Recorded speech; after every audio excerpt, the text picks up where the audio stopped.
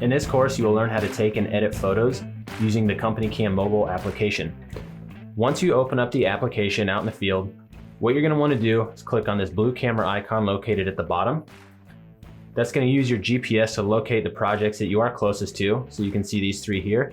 If I do need to create a new project, I can do so by clicking this new project icon listed below.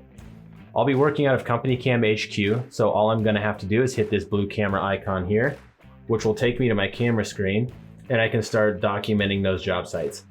So you can see those three photos that I just took are going to be stored down here in the photo tray. They are also instantly sent back to the office, which you can see on the web version to the right here.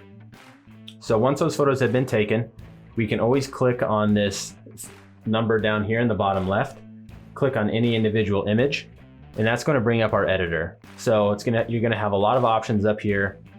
If we click on that first one, that's our free draw, so you can use your finger, you can use a stylus to put information on that image there, or you can highlight problem areas using the arrow, the circle, and the square listed right here.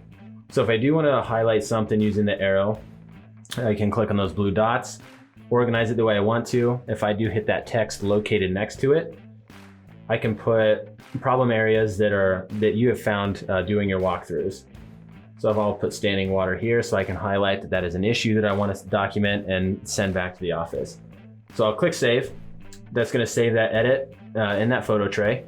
If I want to edit the photos as I take them, I can hit this gear icon on the bottom right, turn on my edit mode, and then every picture that I take will instantly bring up that editor, so I can put that same information on those images as you're doing your walkthroughs.